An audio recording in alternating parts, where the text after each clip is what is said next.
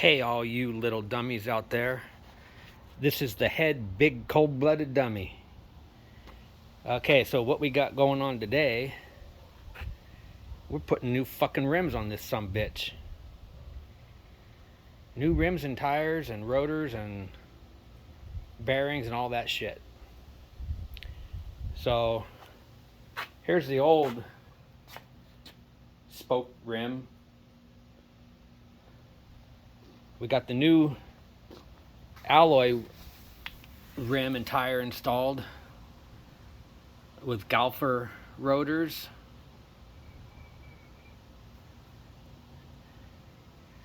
And then here's the rear. So the factory comes with a 130/70/18 on the rear. We're going to move it up to a 140/70/18. So we're going to get a little bit more meat. And the front one we're keeping the same. And I chose Bridgestone Battle Axe. Let's see, BT46. It's got a nice tread design. And if you look at the center groove, it has a wave to it. You don't want to have a center groove that has a perfect straight line, because that tracks on all the ruts in the fucking road. You want to either have no center groove, or you want to have an offset or waved center groove. All my bikes that have the straight center groove, they fucking track on these shitty roads that we have out here in California. And then next thing you know, you'll be freaking pulled over to the side a couple inches. So what we ended up doing here, we got the rims off of eBay from India. And they don't come with any bearings or any of the hardware or anything, so you're going to have to, track down your own shit. Now, you can, take everything off of the factory rim. The brakes, the speed sensor, the bearings, the grease seal, all that shit, and swap it over onto your new rims. But I decided to keep these as a complete unit. That way, if I ever want to swap back for a different look, it's just a matter of swapping shit out. Swapping the wheel and the whole wheel combo out. So I found a set of used speed sensors on eBay, front and rear. Okay. And then I got these fucking kick-ass Galfer rotors off of eBay from Italy. Okay. And on the rear wheel, I was able to find a set of used factory bolts, rotor bolts. And they have to be these dome head, but like a button dome head, because it's a low profile, because it has to fit in behind the caliper.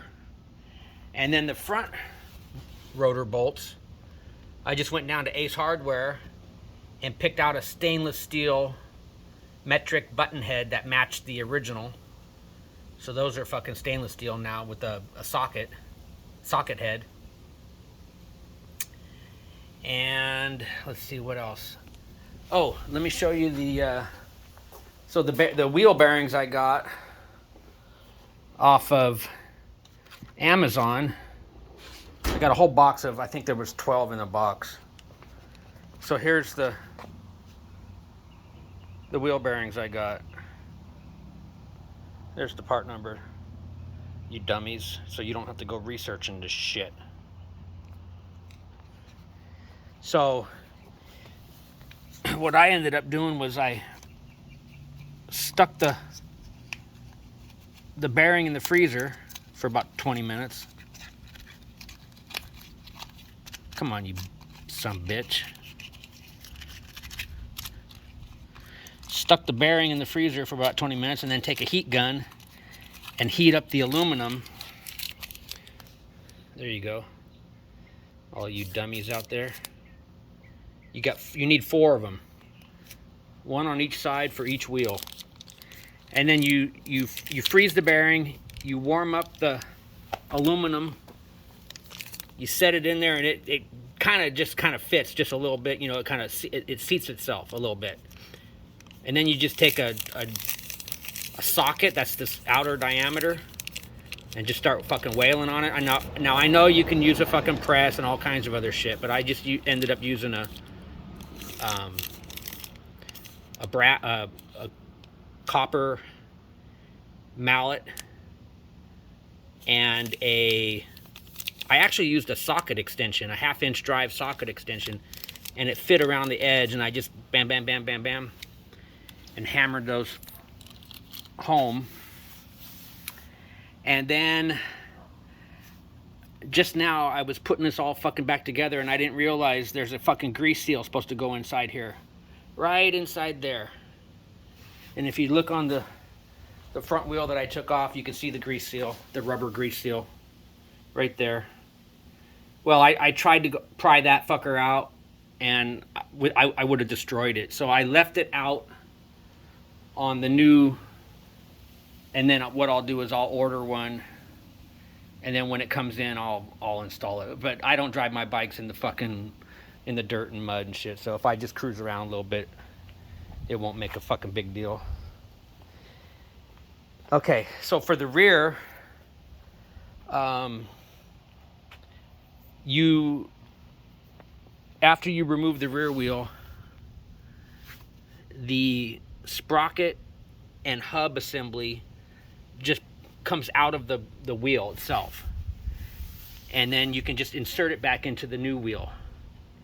However, I went up 2 teeth on the rear sprocket, and then I got a fucking RK high performance racing chain, but I'm not installing that today. I'm just gonna put the fucking the wheel back on and use the existing sprocket and hub assembly and the chain, and then at another time I'll do the sprocket swap. All my bikes, I always go up 2 teeth on the rear to give me some extra oomph on the takeoff, because I don't really, the top end to me is not as critical. So I got a Talon 40 tooth rear sprocket, and the factory is 38. And so I will have to replace the chain. But I did get a new RK chain, and it also improves deceleration when you come back down through the gears, especially at high RPM. You can really fucking get that rear end to chirp and slip out, slip out to the side a little bit. It's fucking hella fun. I've got I went up 2 teeth on my fucking bobber, and I went up 2 teeth on my fucking speed street cup, my speed deuce. Well, it's not really a speed twin, but it's a baby speed twin. That's street cup right there. Now my Moto Guzzi, those have fucking ring and pinion, so you're not able to easily fuck with the fucking the gear ratio. I'm leaving that the way it is. Fuck that. I ain't gonna fuck with it. It's fun to drive as it is. I can get the rear end to slide a little bit when I do my decel. All right, you little dummies. I'll get back with you in a little bit after I get this sumbitch off and get ready to put the new one on. All right, you big cold-blooded dummies. This is the Head Big Dummy signing out.